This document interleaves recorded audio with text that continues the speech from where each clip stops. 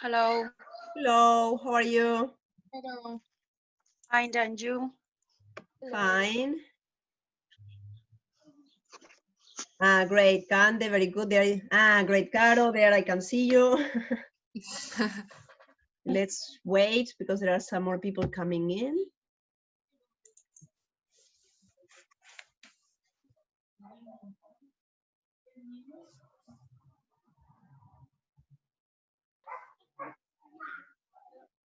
Hello. Hello, how are you? Hello. Hello. Hello.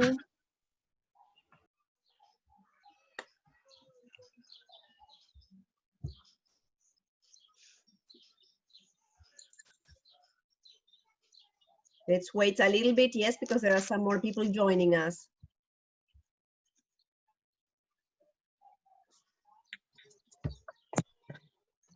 Hello. Hello. Hello. How are you? Fine? Fine. Great.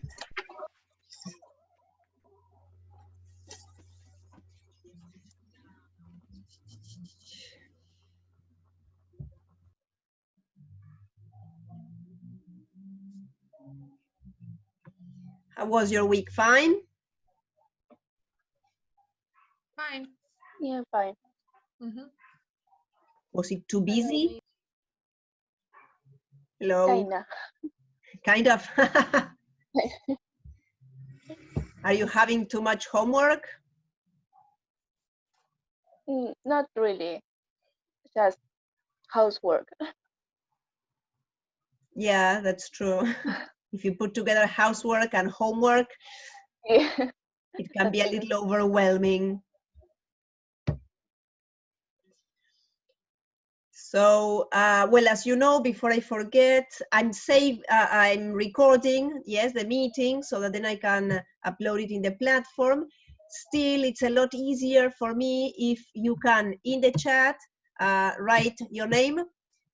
And Paula, could you do me the favor of sending the attachment to me like the other day? That was great, really.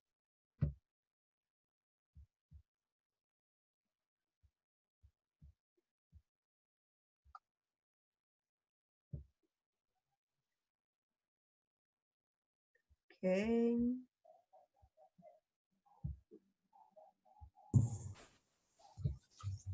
Hello. How are you? Very well. How are all of you? Hello.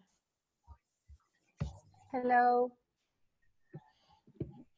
Well, one more minute and we can start, yes? Yes, okay.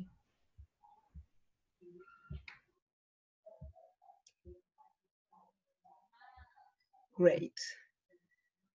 So Paula, can you then send me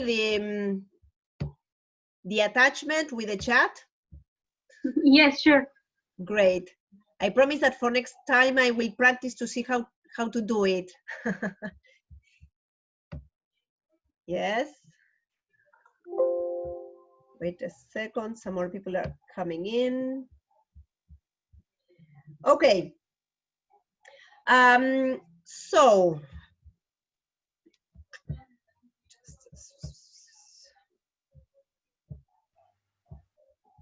okay. Well, let's start, yes? First of all, I want to know, I mean, I don't know if you looked at today's class already, yes? I want to know if you are being able to cope with the amount of work. If you find that it's okay, that it's too much, that it's too little, how are you feeling with the homework? I didn't see the recent class, but about the other one, it was okay for me. Okay. You are not feeling overwhelmed. You can cope with this. Great, great. Yes. I'm asking because, well, I mean, it's like every week I add a little bit more because you know that in this subject, it's like we have a lot of contents to deal with, okay? So if we want to practice like everything every week, it's quite a lot. Yes, one of the things that we are going to leave aside a little bit, yes, is the reading part. I have already talked to Ms. Graciano. I know that many of you are attending subjects with her, and I know that you are already reading, yeah, for that subject. So as we only have half a year instead of a whole year to work, I prefer to focus more on grammar, use of English, reading. I don't know if you know, for example, the difference between intensive and extensive reading. What you do with Ms. Graciano is what is called extensive reading. You read a whole book, yeah, and you're working on overall comprehension. You're not like, for example, looking up every word you don't know in the dictionary, okay? The idea is that in this way you are receiving a lot of input, you're working on comprehension, you improve your vocabulary, but with different strategies because it's more unconscious, okay? On the other hand, there is intensive reading, that is what I'm giving you in the classes, a text and specific tasks to carry out, okay? So, as we do not have as much time as we would like to, this is why I'm focusing more on intensive reading rather than extensive, because that I know that you're working on in other subjects, right? So, first of all, I'm going to provide some feedback on, I want to say some important things on the writing homework. I don't know if you noticed that I corrected everything already, yes. I'm sorry that it took a couple of weeks. The thing is that work piles up, yeah, and correcting in the computer takes a lot longer than correcting in paper. I know that Paula, for example, had difficulties seeing the feedback. I already wrote to the person who is in charge of the platform to solve that issue. What about the rest of you? Have you been able to see my corrections? Yes. Okay, good, good. Yes. Okay, so about the writing, yeah, because writing is one of the most important contents in this subject. Yeah, we all have to improve our writing skills. First, a couple of practical things as regards correction. Yeah, do not send your writings in attachments. If for you it's more comfortable to write in Word or in Google Docs, write it there, but then you copy and you paste the task, yes, in the activity, and you send it as an activity, not as an attachment, okay? For me, it takes twice as much time if it is an attachment, because, for example, I don't have Word in my computer, okay? I have it, but it's not working properly, so I have to open it, which takes time because it's not working properly. Then I have to copy, I have to paste it so that I can make the corrections. And if I have to do that 50 times, one for each student, yes, it's very time consuming. So the ones who should be like cutting and pasting, it's you, okay? Because you have to cut and paste only one time, right? Only your work. So if you send it to me as an attachment, I am not going to correct it, okay?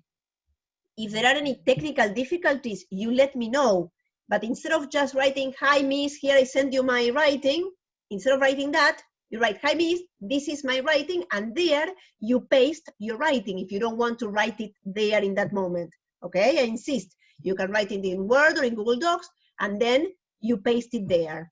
Is this clear? Great. Something very important, which also has to do with following instructions, is the number of words. More or less half the people in the class, instead of writing about 100 words, wrote 200, 300, or even more, okay? Imagine that this was an assignment in an exam, and I ask you to write about 150 words, and you write 300. It means that you're not following the instructions, and therefore you lose a lot of points. Because what I assume is this person did not understand the instructions, okay? It's not that writing more is better or will give you more points, okay? So you need to respect the instructions. Again, if instead of writing 100 words, you write 120, 150, that's okay. Now, if you write more than twice what I ask, again, I'm not going to correct it. I'm just going to say, please reread and edit so that it follows the instructions. Clear? Good. Now, connected to that, to these following instructions, many writings were good as regards the language used and everything, but were what is called off subject. Like, I wrote the title that was like a phone call from her sister was never good news, and then I wrote the story, and the story had no connection with the title. Okay? That is like the worst thing that can happen to you in an exam, because even if it's a perfect piece of writing, but it's off subject, you get a 1 in the writing. Okay? So this is a risk that you cannot take. What I felt when I was correcting your writings was that many of you were trying to write like very creative, very original things. Okay? That's perfect if you like writing and you enjoy the process and everything, but it's very important for you to know that you are not evaluated or assessed or given a mark based on the quality of your ideas. You are evaluated on language, yes, if you have too many mistakes, if the vocabulary is appropriate for your level, and you are evaluated on what is called coherence and cohesion. Coherence is that the story has to make sense, okay, and that it is connected to the title. And cohesion is that, like, there is unity in the text. Because sometimes it happens that you read a paragraph and it's great, and then you read the second paragraph and it's great, but there is no logical connection between the second and third paragraphs, for example, okay? So what you are evaluated on is language, vocabulary, and coherence and cohesion, not the quality of your ideas, yeah? So careful there, because I know that, I mean, this is like a very positive characteristic because you're trying to be original, you're trying to be creative, but this is not a writing workshop in that sense, okay? First, we need to make sure that language is fine, and then in the next few years, you're going to work on that. But at this point, my advice is keep the storyline, the plot simple. Because sometimes you think of these very creative things and in your mind it makes sense, but then when you have to put it in 100 words for the reader, it's not clear. Okay? I think that what happened to many people who wrote off subject is exactly this. They were like very ambitious with a storyline, okay? And they forgot what the topic was. This is why, remember that in the forum, and I mean, at the end of last class, we heard this music as one brainstorming strategy, yes? Then today, if we have time here in the class, otherwise in the forum, I'm going to continue sharing other brainstorming strategies, okay? Because brainstorming is a very important step because you have to know what to write, okay? I mean, some people say, I don't know what to write, I have no idea as well. For some people, this is the biggest problem. For others, it's not. Now, the second step is selecting. Okay, I have thought of 3 different ideas for the title. I have to choose which one I'm going to write about.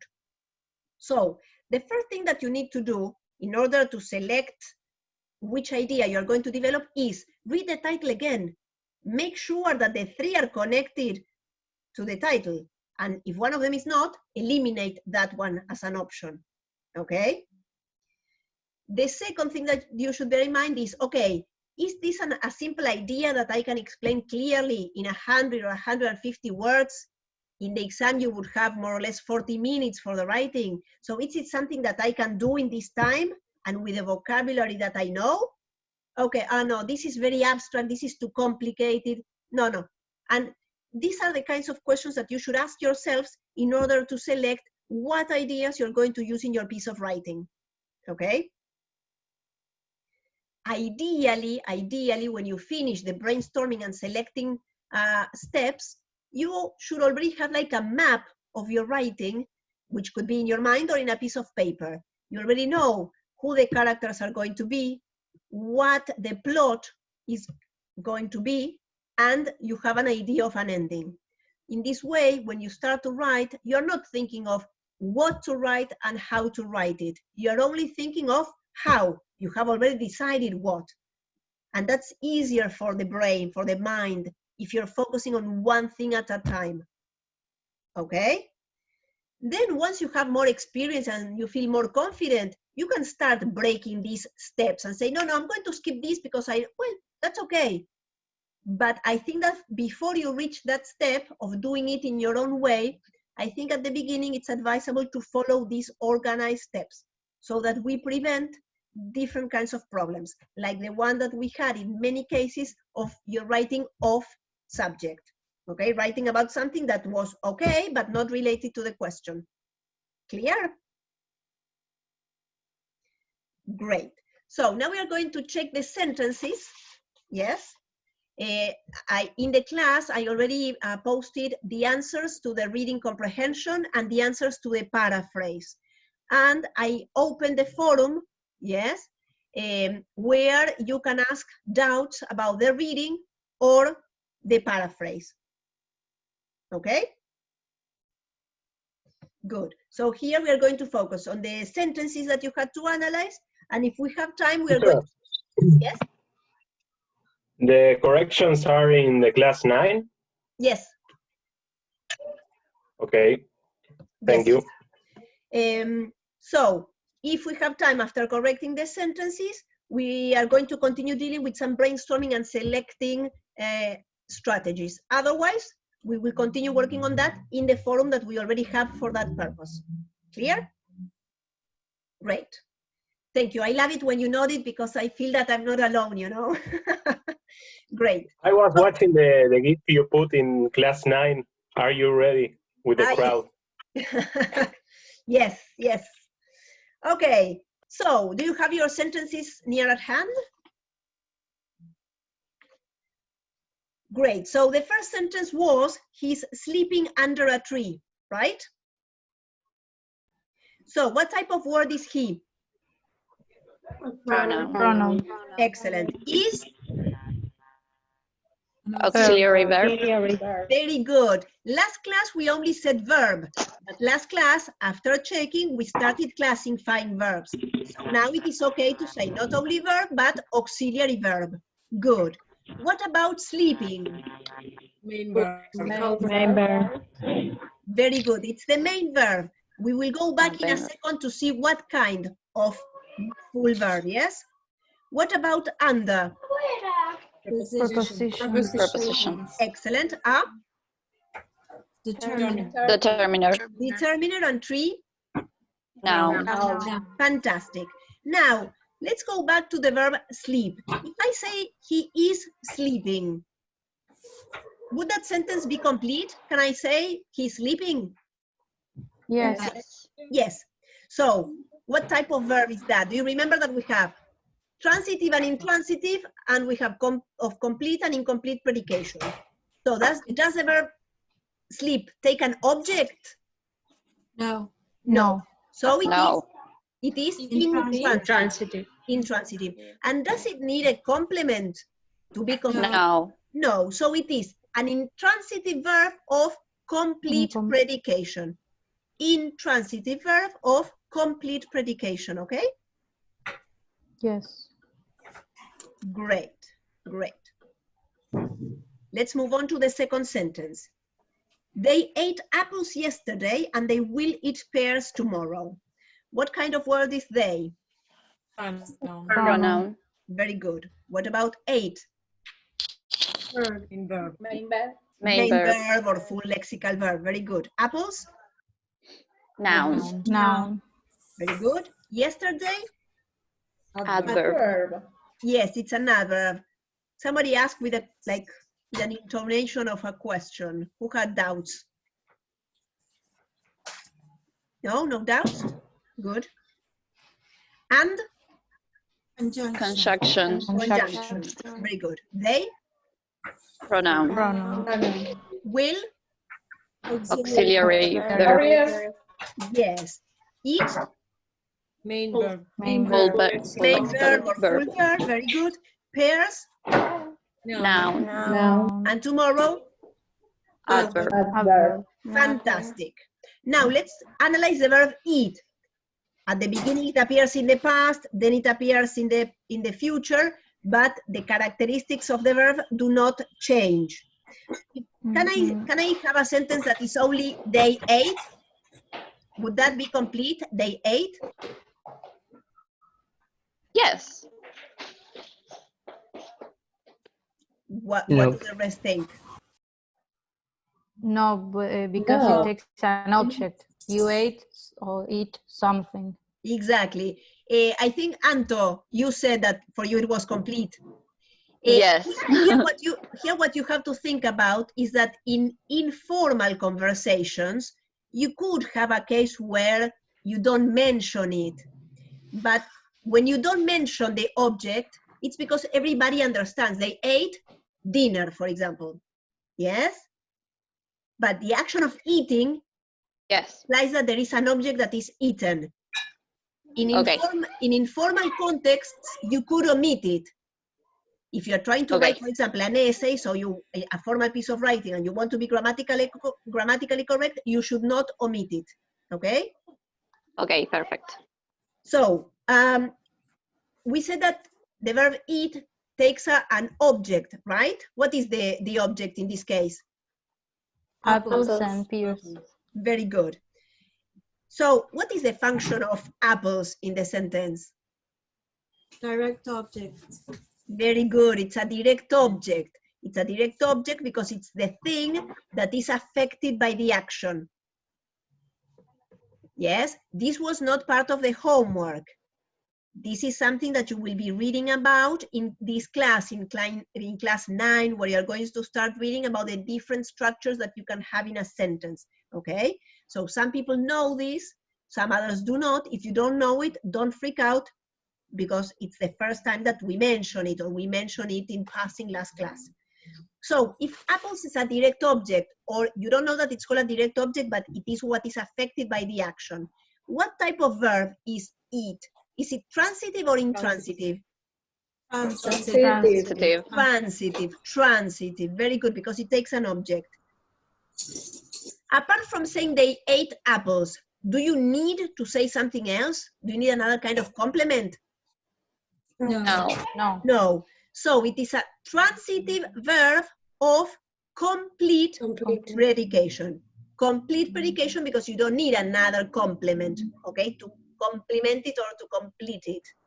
So transitive verb of complete predication. Fantastic.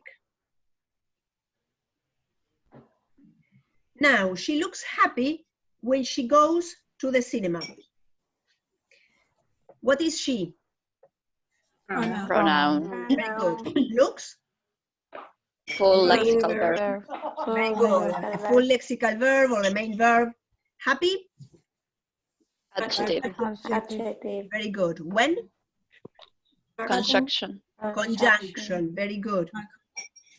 She Pronoun. Pronoun. goes? Full lexical verb. Full lexical verb. Fantastic. To? Preposition. Preposition. Perfect. The? Determiner. Determiner. Excellent. Cinema? Noun. Very good. A noun. Excellent. No doubts there. Now, here we have two verbs. Let's think first about the verb looks. Okay? Can you say she looks? No. No. Now, No. what you have after looks, she looks happy. Can you say she looks happy? Yes. Yes. Is there an object or a person affected by an action? No. No. So is it a transitive or an intransitive verb? Transitive. Very good. Intransitive, because there is no object affected by an action. What you do have is a complement, something that completes the meaning. So it is an intransitive verb of Incomplete predication. fantastic. Yes, fantastic. Very good. Intransitive verb of incomplete predication.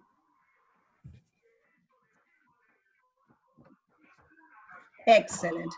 Happy, in this case, is what we are going to call a subject complement. Okay, because it completes the meaning of the subject.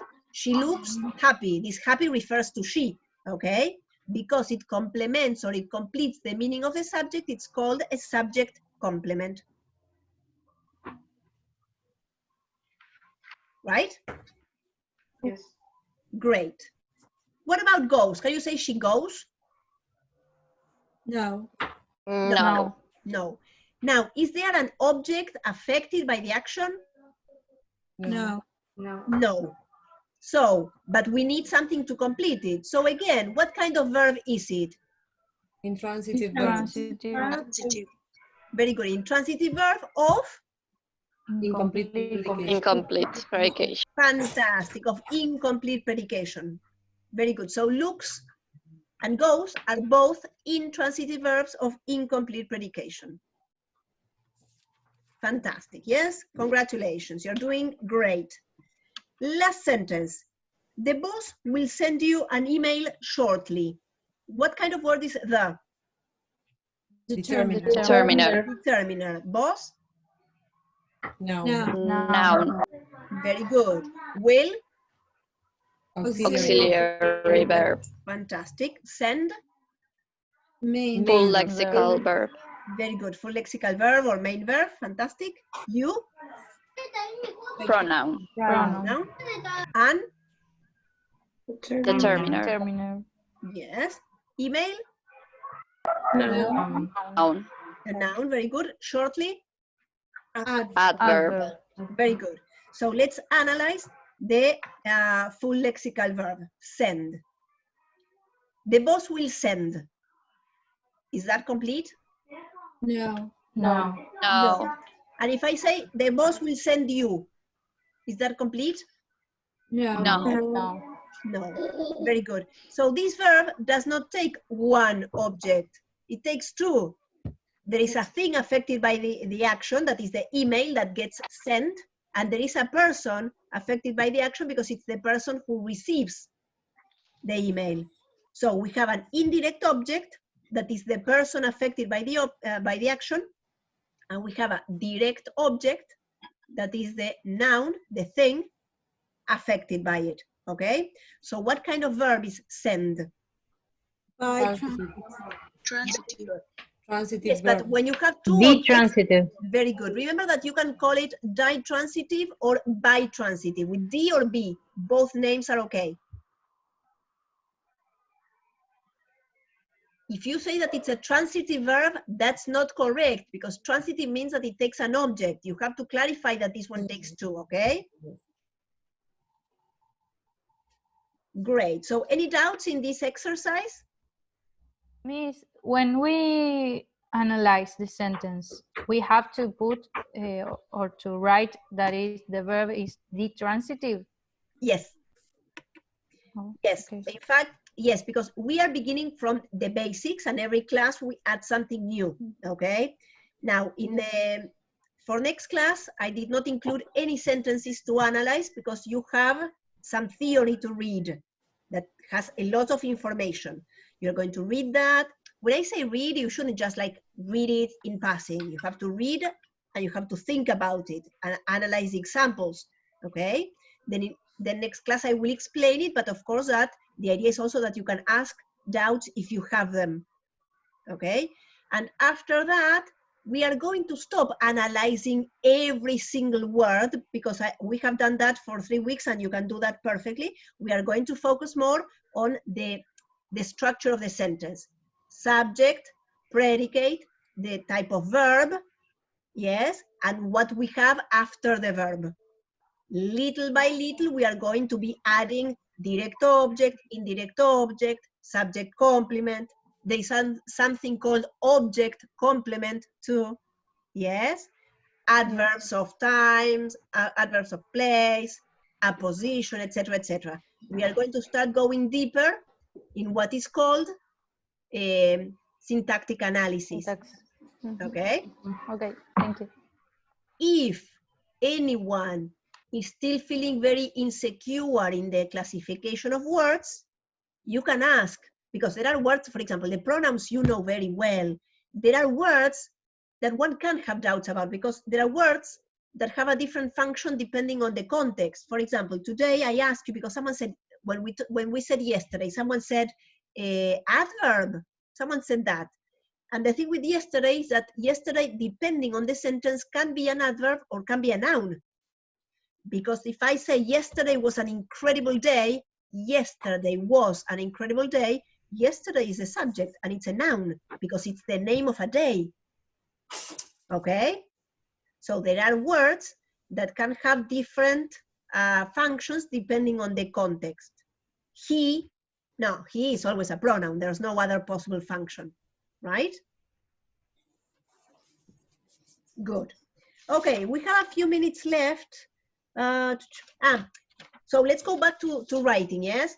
I don't know if you have all checked the corrections of your writing. In some cases, you will see that there are sentences that are underlined. Not in everyone's writing. There were people in which there were writings in which there were just a few specific mistakes and I corrected them. But when it was something bigger or something more interesting to analyze, I underlined the sentences, and those underlined sentences are going to appear in a forum where we have to try to figure out what's wrong with that sentence and correct it all together, okay? Why do I do this? Because when there is a rich explanation, I don't want to give it only to one student in a private message. I prefer for everyone to be able to get that explanation. But also it's interesting for you to try to see, oh yes, this sentence is incorrect. Can I see what the mistake is? Can I correct it? Because that process is very important. On the one hand, it makes you think about all the theoretical part, all the grammar that you know, and you have to apply it and put it into practice. And also, even if in this process of writing, we are still talking about the beginning, yes, the brainstorming and the selecting, we are going to get to the part of the end where what you have to do is edit. And when you edit, you have to be able to correct your own work, okay? So what we do in this forum is practice exactly for that, yes? To read a sentence and to be able to tell if there's something wrong and to try to correct whatever is wrong. So, I also wanted to say about the writings that one of the most, I know that this writing is prior to the comments I made about punctuation. So I will not repeat what I said about punctuation. I did write it in my comments, in each correction. Next week, not this week, not in class 9, but in class 10, I will give you again a writing task. And there you have to pay a lot of attention to punctuation, okay? You also have to pay attention to tenses. If you start telling a story in the past, you should stick to that. I know that some writers play, okay, with tenses, but let's leave that to professional writers, okay? Here you are going to be evaluated on your knowledge of grammar, your knowledge of tenses, so keep it simple, okay? If you start telling the story in the past, continue in the past. So, for example, if you're writing a story in the past and you want to refer to something that happened before your story began, you should use the past perfect. This is one of the corrections that I made the most in your writings. You wrote everything in the simple past without making this distinction. If you're telling a story more or less in chronological order and then you make reference to something that happened before, you have to use the past perfect, okay? And do not mix the past and the present. Yes, you can tell the story in the present, and in the same way in which, if you're telling the story in the past, you use the past perfect to refer to something previous to the story. If you're telling the story in the present, you can refer to something in the past, yes. What you cannot do is change the time of reference. It's like, I don't know, some people wrote about something like they were writing about something that happened habitually, and then, but one day it happened that, no, because that doesn't make any sense. It's not a logical sequence of events. Remember that here, when you edit, when you reread your piece, since in this case you are given a week, okay? My suggestion would be write it one day, and then the next day or 2 days later, read it again. let a couple of days go by. So you take some distance and it is easier for you to read it as if you were a stranger, not the author. And you try to imagine, okay, if another person read this, would this person understand? Because sometimes for us it's very clear because what we have in the paper matches what we had in our heads when we began writing. But what we have to make sure is that it is clear for another person. You can even, this is a suggestion, something that you could do with some of your classmates. You could have, I know that for example, for some subjects you have groups. I'm not making you write in groups, even if it would be easier for my correction, because in the exam you're going to be assessed individually. So you have to practice alone. But what you could do, and I think that it would be very enriching, is, I don't know, to mention an example. I don't know, Ileana and Abril say, okay, let's work together. When I finish my writing, Ileana, I will give it to you and you read it and you tell me if you could understand, if you found any mistakes, okay?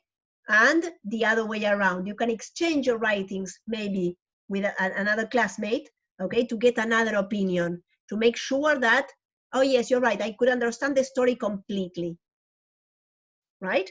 This is not obligatory, this is a suggestion, this can be beneficial for all the people involved, okay? Because when you read someone else's work, you're also editing, and this editing someone's work, even if it's not your own, will help you in the future for yourselves, okay?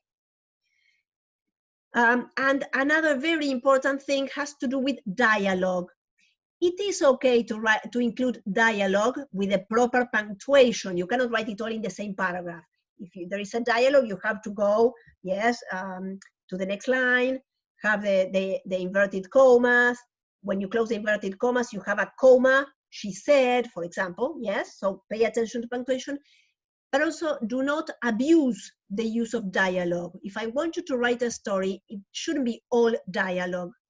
Have a couple of lines, if you want to, it's okay, yes, but not too much dialogue. There were a few of the stories that were 90% dialogue. And in a way that is like avoiding what you have to do, okay? Because dialogue in general is easier to write, okay? So you can include a little writing, but not too much. Well, we have 2 minutes left, so what I'm going to do, just as, I mean, last class I showed you, I made you listen to some music, right? Well, another brainstorming strategy is to look at a picture. Yes, this will depend on what type of learner you are. There are people who get more inspired when they hear something. Other people get more inspired when they see something. Yes, it could be a picture like this, yeah, where some people would relate it to something romantic, others to adventure, others to routine, and others to suspense. Yes, a murder that is committed in an isolated island, so only 10 people are there. I don't know, this will be how your mind works, yeah? Not everybody would get the same. Wait a second, I had another picture. Here, something completely different. Imagine, let me see if I can, wait.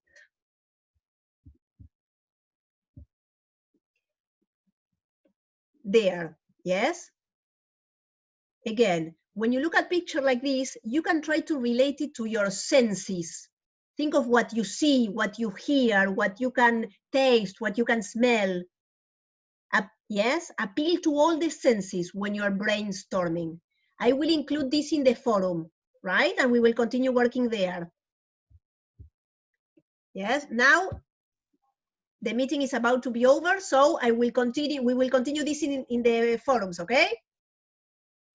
Okay, thank you. Okay, see you next class. Bye, have a great weekend. Bye. Bye-bye. Thank you, you too. You- Thank you, Miss.